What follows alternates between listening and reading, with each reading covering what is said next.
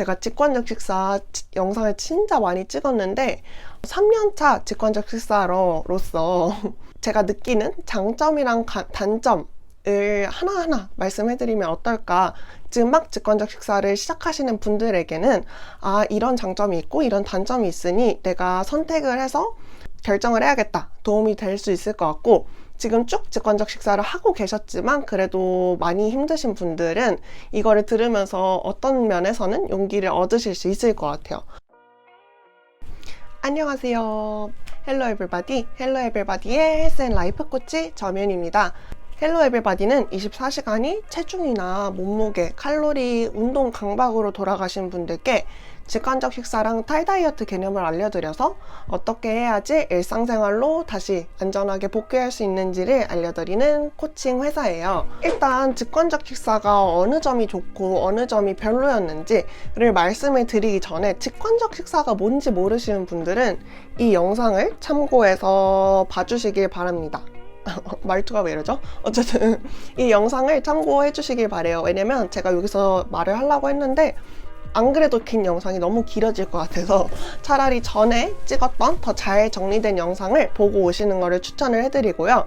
바로 그러면 직관적 식사의 장점, 첫 번째 좋은 점부터 말하는 게 좋겠죠? 일단 첫 번째 좋은 점을 말씀을 드리면, 다 정리해봤어요. 일단 다이어트의 가장 큰 전제가 나의 몸은 통제할 수 없다 라는 믿음인 것 같아요. 그 믿음이 완전히 깨진 게 첫 번째 장점인 것 같습니다. 그래서 내 몸은 통제해야지 특정한 몸매를 유지를 하고, 그리고 내가 식단을 하지 않거나 운동을 하지 않으면 끊임없이 살이 찔 거라는 그런 불안감 속에서 사실 다이어트를 시작하시는 분들이 많을 것 같아요. 근데 그게 완전히 잘못된 사실이란 걸 이번에 알게 된 것 같아요. 내 몸은 사실 통제할 수 있는 영역이 아니고, 어떻게 보면은 그게 엄청 크게 자유를 저한테 주는 것 같았어요. 이게 어떻게 설명을 해드릴까 고민을 많이 했는데, 내가 통제할 수 있는 영역과 내가 통제할 수 없는 영역 같은 게 있잖아요. 타인이 나를 어떻게 보는지를 내가 통제할 수 없겠죠? 그런 의미에서 다이어트를 시작을 할 때, 다이어트를 하시는 분들이 내 몸 하나는 내가 통제할 수 있다, 내 생각은 내가 통제할 수 있다 라고 말을 많이 하면서, 이제 이 몸을 통제하지 못하는 거는 너의 의지가 박약하기 때문에 절제력이 없어서 그런 거다 라고 하는데, 이 탈다이어트, 직관적 식사를 알면서 이게 단기적으로는 내가 내 몸을 통제할 수 있다고 생각이 들고, 왜냐하면은 진짜 식단을 조절을 하고 운동을 하고 이렇게 하다 보면 살이 빠지거든요. 근데 이게 시간이 지나고 내가 결국 계속 살이 다시 찌고 다시 다이어트를 시도를 하고 살이 다시 찌고 다이어트를 다시 시작하는 이 일련의 과정을 통해서 장기적으로 봤을 때 내가 진짜 내 몸을 통제할 수 있느냐 라고 하면은 그거는 아니라는 게 직관적 식사의 대전제이거든요. 그래서 그거를 여러 번 반복을 하면서 알게 되니까, 내 몸은 내가 통제하지 않아도 되는 것 중에 하나구나. 계속 내 몸에서 보내는 신호 같은 거 있잖아요. 배고프다고 할 때 먹어주고, 배가 부르다고 할 때 멈춰주고 하는 거를 나와 계속 내 몸과 신뢰를 쌓다 보면은 이거는 통제하지 않아도 자연스럽게 이 몸을 유지하는 거지, 내가 막 계속 이렇게 계산을 하면서 통제를 한다고 해서 내 몸이 더 행복해 하거나 혹은 뭐 스트레스를 덜 받거나 더 건강하거나 해지진 않는다는 거를 이번에 알게 된 것 같아요. 이게 되게 정말 제일 큰 수확인데, 이거로 인해서 다시 파급 효과로 두 번째 장점은 내가 통제할 수 있는 것과 통제할 수 없는 것에 대한 개념이 명확하게 나뉘었어요. 그래서 내 몸은 통제할 수 있는 게 아니라는 거를 알게 되니까, 그럼 실제로 내가 통제할 수 있는 것들은 뭐가 있고 실제로 내가 통제할 수 없는 것들은 뭐가 있지 라는 거를 좀 더 현안으로 볼 수 있게 된 것 같거든요. 예를 들면 아까 말했던 것처럼 타인의 시선은 내가 통제할 수 없고, 타인의 생각, 그 사람이 나를 어떻게 보는지는 내가 통제할 수 없는 영역이고, 이런 게 명확하게 보이기 시작한 것 같아요. 그래서 내가 실제로 통제할 수 있는 것들 있잖아요. 삶에서 내가 통제할 수 있는 것들. 내가 실제로 에너지를 쏟았을 때 여기서 결과가 나오는 것들이 뭐가 있는지를 볼 수 있게 되고, 그러면 거기에 에너지를 쏟고 거기에 더 노력을 하고 하는 식으로 되게 긍정적으로 바꿀 수 있는 것과 바꿀 수 없는 것을 이제 딱 알게 된 계기가 된 게 두 번째 장점이고요. 세 번째는 진짜 좋은 것 중에 하나였는데, 일단 제 삶의 우선순위가 재조정이 된 것 같았어요. 예를 들어서 이전에는 내가 남들에게 어떻게 보일지 이 시선에 대해서 많이 의식을 하고, 그리고 내가 얼마나 아름다운 사람이어야 하는지, 내가 이제 사회적 미의 기준에 어느 정도 가까워야 하는지, 내가 봤을 때 나는 뭐 얼굴은 그저 그래. 하지만 그렇다면 내가 여기서 살아남으려면 몸매라도 좋아야지 라는 생각을 하는 듯이 약간 그런 게 되게 큰 우선순위에 있었는데, 지금은 다시 우선순위가 재조정이 돼서 내가 실제로 그러면 이런 몸을 얻고 싶었던 이유는 뭐지? 내가 이런 몸매를 유지하고 싶었던 이유는 뭐지? 생각을 해보면 결론적으로는 그 답이 하나더라고요. 내가 어쨌든 사랑받고 싶어서, 그리고 소속되고 싶어서. 저에게 진짜 중요했던 거는 내가 어떻게 생긴지가 아니었고, 내 몸이 어떻게 생겼는지가 아니었고, 그거보다 차라리 내가 어떻게 사람들과 교류를 하고 싶은지, 내가 인간관계에서 친구들과 뭐 연인과 가족과 어떻게 계속 진정한 소통을 할 수 있는지, 이거에 더 사실은 관심이 있었던 거고, 그게 의미 있다고 생각을 했던 건데, 약간 내가 어떻게 보이는지가 너무 중요해진 나머지, 이 나머지는 오히려 제가 막 등한시를 하고 있더라고요. 실제로 내가 어떻게 생겼는지, 내가 무슨 옷을 입고, 내가 어떻게 뭐 다이어트를 하고, 내가 식사를 할 때 이런 걸 먹으면 안 되고가 너무 심해지다 보면, 친구들과 같이 있을 때 내가 같이 즐겁게 식사를 하고 얘기를 나눌 수 있는 시간에 지금 나는 완전 나에게 매몰되어 있는 거잖아요. 그래서 결국에는 이 친구와 진짜 진정한 교류를 못 한다든지, 커뮤니케이션이 안 된다든지, 혹은 내가 이 친구랑 같이 얘기를 할 수 있는 시간에 내 생각, 내 걱정만 계속 매몰되어 있다든지, 이런 게 많이 보여서 그 우선순위를 재조정을 할 수 있게 되었어요. 저에게 제일 중요한 건 결국에 사람들과 어떻게 교류를 하고, 얼마나 우리가 진정한 이야기를 나누고가 중요했던 사람이기 때문에 그런 식으로 우선순위가 재조정이 되었습니다. 그리고 더불어서 커리어도 저에게 중요하고, 그리고 내가 얼마나 의미 있는 일을 하는지, 저에게 의미 있는 일을 하는지도 너무 중요하고, 이런 게 이전에는 다이어트를 하느라 너무너무 많이 쏟았던 시간들이 걷어지면서 생긴 공백의 시간인 것 같더라고요. 그 공백의 시간을 통해서 제가 다시 계속 고민을 할 수 있게 된 계기고 되었고, 이제 그게 세 번째 장점이었습니다.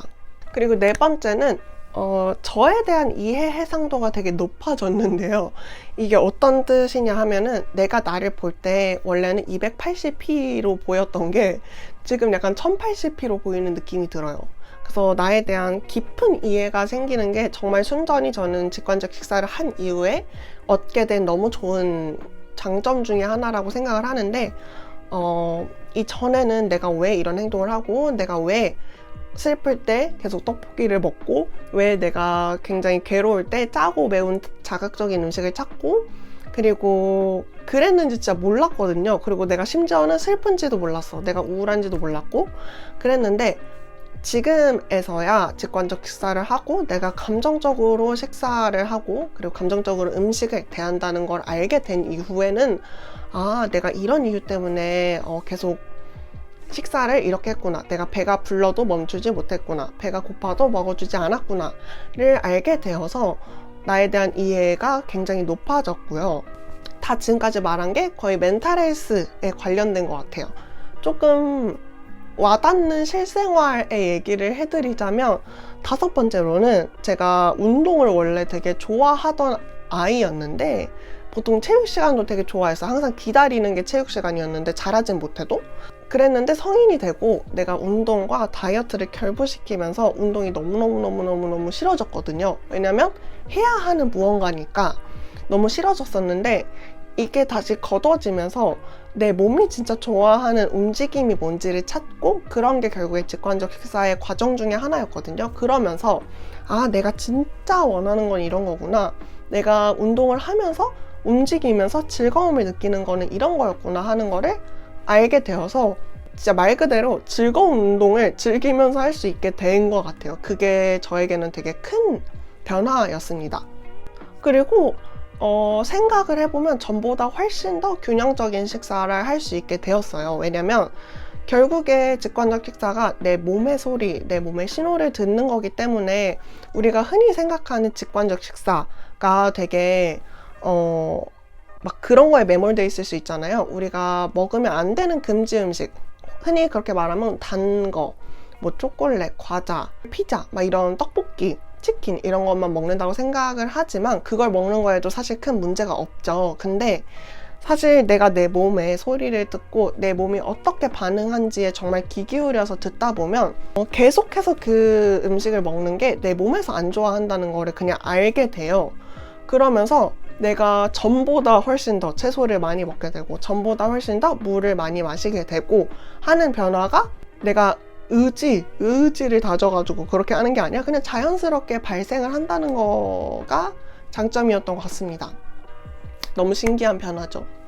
분명히 내가 막 해야지 되는 거라고 생각을 했는데, 이건 자연스럽게 되는 거더라고. 내가 나를 존중하게 되면. 네, 그러면 여기까지 짧게 진짜 여러 가지 많은 장점 중에 가장 저에게 큰 영향을 미쳤던 거를 정리를 해봤는데, 단점도 있어요, 여러분. 단점은 일단 이게 1대1로 사람을 만날 때는 괜찮거든요. 근데 다수와 함께 어떤 자리에 갔을 때, 내가 친한 친구든 친하지 않은 친구든 다수가 있는 자리에 갔을 때는 불가피하게 펫토크가 항상 나와요. 어떤 사람이 살이 쪘다, 아니면 자기가 살이 쪘다, 자기가 살이 빠졌다 하는 얘기가 어딜 가나 항상 나오기 때문에 정말 아닌 그룹이 드물거든요. 거의 없을 정도로. 근데 이게 1대1로 같이 대화를 할 때는 그나마 제가 이제 얘기를 하거나 아니면 뭐 양해를 구할 수 있다고 쳐도, 그게 아니고 만약에 다수가 있는 모임, 혹은 내가 되게 불편한 자리일 수 있잖아요. 뭐 같이 일을 하는 사람들이거나 이런 모임에 갔을 때는 펫토크가 나왔을 때 굉장히 괴로워요. 그 와중에 되게 고민을 많이 해요. 아, 내가 이거를 어떻게 해야 하나? 내가 여기서 뭐 스탠드업을 해서 얘기를 해야 하나? 아니면 그냥 아무렇지 않은 척하고 넘어가야 하나? 이런 고민들이 많이 되고, 그렇게 해서 사실은 공통분모, 그러니까 실패하지 않고 대화할 수 있는 대화 주제 같은 거가 중에 하나가 결국 다이어트라고 생각을 하는데, 그 다이어트에 대해서 얘기를 못하게 되니까 이제 안 하고 싶고, 그러니까 안 하고 싶으니까 안 하거나 아니면 못하겠으니까 못하는데, 그러면서 공통분모가 사라져서 그게 조금 어렵죠. 그런 거는 실제로 진짜 항상 생각을 해요. 그리고 두 번째로 또 안 좋은 점은 실생활에서 다이어트 문화가 너무너무 만연해서 이제 이게 너무 보기 불편할 때가 있거든요. 그러면 그럴 때마다 화가 나요.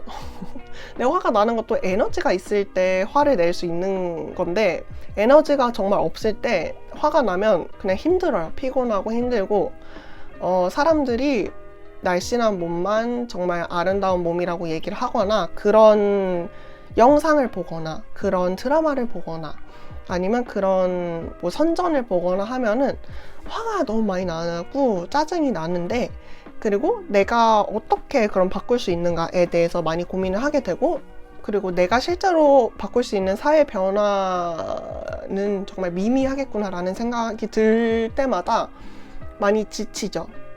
그런 게 또 단점인 것 같습니다. 아, 그리고 또 직관적 식사를 하면서 사실 내가 감정적으로 식사를 한 것들 있잖아요. 외롭거나 슬프거나 아니면 여러 가지 어려운 감정이 올라올 때 음식으로 사실 해소를 해왔었는데, 지금까지는 이제는 내가 그거를 음식으로 회피하거나 외면한다는 걸 아니까 못하거든요, 항상. 그래서 그것도 너무 어려워요. 내가 외로워서 슬퍼서 집에 와서 과식을 하거나 폭식을 했을 때, 전에 같았으면 그 패턴을 모르니까 그냥 왜 폭식했지, 왜 과식했지 이런 생각만 하지, 내가 뭐 지금 방금 이 사람들 만나고 와서 무슨 얘기를 했고, 뭐 때문에 내가 상처를 받았고, 아니면 뭐 너무 좋은 시간이었는데 집에 오니까 나 혼자밖에 없고, 이 세상 난 혼자고 외롭고 해가지고 먹든, 그런 게 이제 다 보여요. 패턴이. 내가 나를 잘 알게 되니까. 근데 중요한 거는 전과 크게 달라진 건 없어요. 그냥 음식으로 해결하는 방법이 이제는 장기적으로 솔루션이 아니다라는 거를 알았을 뿐, 다른 건 크게 달라진 게 없는데, 이게 뭔가 딱 해결책 하나, 내가 항상 찾던 해결책 하나 쑥 떨어지면 이제 그 빈자리가 느껴지니까 아, 어떡하지? 라는 생각이 많이 듭니다. 그래서 그런 어려운 감정을 직면해야 될 때 여러 가지 솔루션을 나름대로 찾아보지만 그래도 여전히 어려워요. 친구한테 말해보는 걸 선택해보기도 하고, 다이어리 쓰기도 하고, 긍정적인 변화도 있지만 그래도 어쨌든 그 과정 자체가 사실 쉬운 게 아니기 때문에 그런 점이 많이 어렵고, 단점이라고 하면 단점인 것 같아요. 네. 이 정도로 장점이랑 단점을 정리해 볼 수 있을 것 같은데, 약간 반응이 좋으면 제가 느꼈던 더 세심한 세밀한 후기를 다 갖고 오면 좋을 것 같아요. 일단은 오늘은 제게 정말 큰 장점과 그리고 가장 어려웠던 단점들을 모아서 갖고 왔기 때문에, 여기서 더 궁금하시다면 아래 댓글을 달아주시고, 공감할 수 있는 게 있다면 아래 댓글에 달아주시면 너무 좋을 것 같습니다. 그러면 오늘은 여기까지 얘기를 해보고, 오늘도 몸과 마음과 연결된 하루 보내시길 바라면서 영상 여기서 마치도록 하겠습니다, 여러분. 그럼 다음에 봬요. 안녕.